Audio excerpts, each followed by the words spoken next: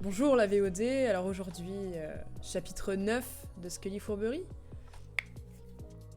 Dans le chat ça rigole, hein, parce que j'avais oublié de mute le stream de Ponce que je regardais quand j'ai lancé mon stream. Du coup c'est parfait, let's go. Chapitre 9, le troll sous le pont de Westminster. Scully déposa Stéphanie chez elle, et tandis que couchée dans son lit ce soir-là, elle s'endormait enfin. Une jeune femme à Londres scrutait l'obscurité accroupie. « Eh oh !» fit-elle. « Y a quelqu'un en bas ?» La tamise noire coulait sous ses pieds. Personne ne répondit.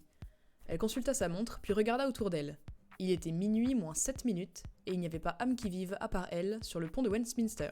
« Parfait. »« Eh oh !» répéta-t-elle. « Il faut que je vous parle. » Une voix lui répondit. « Y a personne en bas. »« Bah, je crois que si. »« Non, dit la voix. Y a personne. » « Je crois qu'il y a un troll, déclara la jeune femme.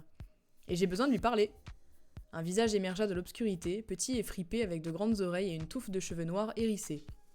Des yeux énormes la regardaient en battant des paupières. « Qu'est-ce que tu veux ?» demanda le troll. « Vous parlez. Je m'appelle Tanis Lowe. Et vous, c'est quoi votre nom ?» Le troll secoua la tête. « Non, non, je le dis pas, je le dis pas. »« Ah oui, dit Tanis. Les trolls n'ont qu'un seul nom, c'est bien ça ?»« Oui, oui, un seul nom, pas le dire. » Mais je peux le deviner, c'est pas comme ça que ça marche. Si je devine votre nom, qu'est-ce qui se passe ensuite ? Le large sourire du troll dévoila un grand nombre de dents jaunies.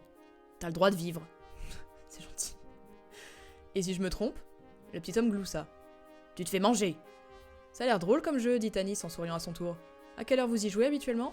À minuit pile, oui, quand je suis fort. Et vous surgissez de votre cachette devant tous les gens qui passent ?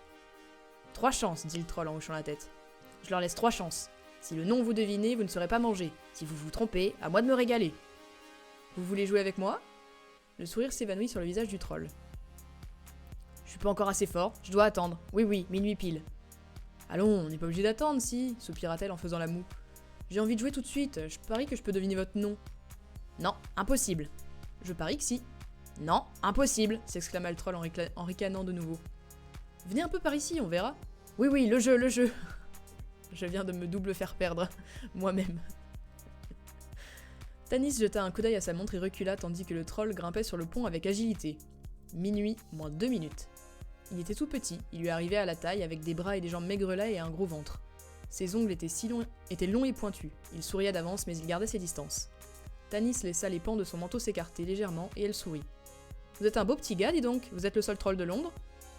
Le seul et unique, déclara-t-il fièrement. Allez, on joue. Si le nom vous devinez, vous ne serez pas mangé. Si vous vous trompez, à moi de me régaler. Tu devines. Il est à peine relou. Vous ne pouvez pas deviner mon nom et l'équivalent du vous ne pouvez pas trouver mon adresse IP, je suis sous VPN. Voyons, dit la jeune femme en avançant d'un pas. Le troll plissa les yeux et recula vers le bord du pont. Tanis s'arrêta. Est-ce que vous vous appelez Bolo Holo ? Le troll s'esclaffa. Non, pas Bolo Holo. Il te reste 2 chances, plus que 2. C'est plus dur que je l'avais imaginé, vous êtes vraiment fort à ce jeu, hein. Le meilleur, je suis le meilleur. Y a pas beaucoup de gens qui ont deviné votre nom, hein. Aucun, dit le troll en gloussant. Allez, devine. Est-ce Fernina Bob Caprouki ? Le troll poussa des cris de joie et se mit à danser sur place. Tanis se rapprocha un peu plus. Merci Goudkar pour tes 10 verres d'eau, pour me faire me redresser. Pas Fernina Bob, pas Caprouki. Zut, fit Tanis l'air inquiet. Je suis pas très doué, on dirait.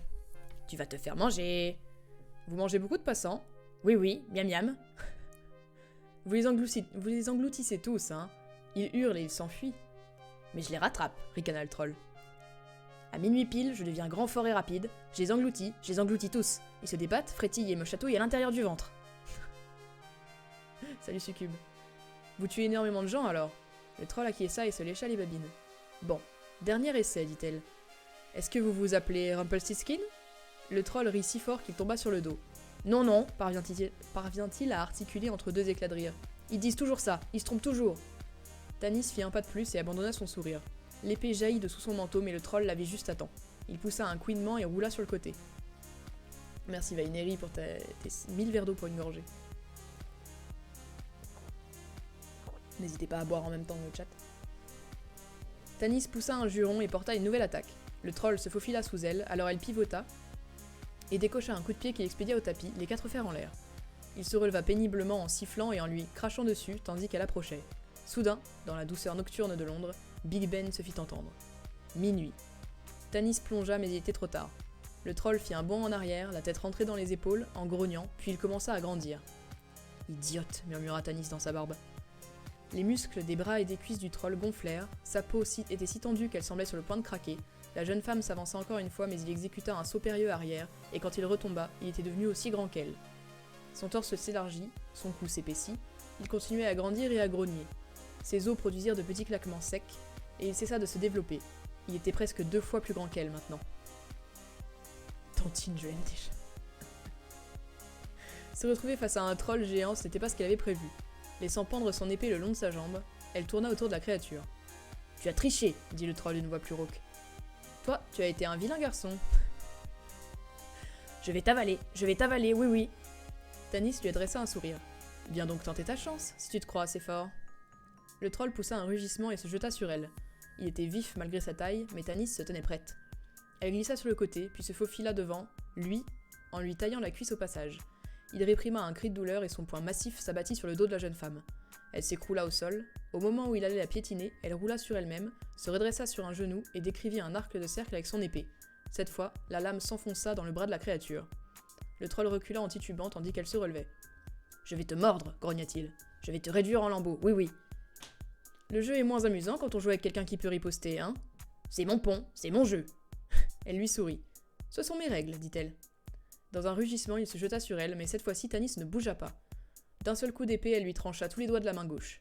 Le troll hurla de douleur et recula en titubant. Elle bondit, elle enfonça ses pieds dans sa poitrine et pivota en l'air. La lame de l'épée scintilla dans les lumières du pont lorsqu'elle le décapita. Le corps du troll recula et Tanis fit un saut sur le côté. Le corps sans tête heurta le garde-fou et bascula à la renverse dans le fleuve. La jeune femme se pencha pour ramasser la tête, puis s'approcha de la rambarde. Elle se retourna en entendant un homme approcher. Elle ne l'avait jamais vu, mais elle savait de qui il s'agissait. Il était grand, chauve, son visage était ridé et ses yeux d'un bleu saisissant. Jamais elle n'avait vu des yeux aussi pâles. Il s'appelait Mr. Bliss. D'un mouvement du menton, il désigna la tête qu'elle tenait dans sa main. « Risqué !» lâcha-t-il. « J'ai déjà combattu des trolls, répondit-elle d'un ton respectueux. Je parlais du risque de vous faire repérer. Il fallait le faire, ce troll a tué trop d'innocents. C'est le rôle des trolls. Vous ne pouvez pas lui reprocher d'obéir à sa nature. » Tanis ne savait pas quoi répondre. Mr. Bliss sourit. « Je ne vous réprimande pas. Vous avez agi de manière noble et désintéressée. Votre geste force l'admiration. »« Merci. Néanmoins, vous m'intriguez. Je suis vos progrès depuis quelques années. Il est rare de voir un mage, même une adepte telle que vous, se concentrer autant sur les affrontements physiques. Pourtant, vous ne cherchez pas le pouvoir. Je veux simplement aider les gens. C'est bien ce qui m'intrigue. Ma mère me racontait des histoires sur la guerre.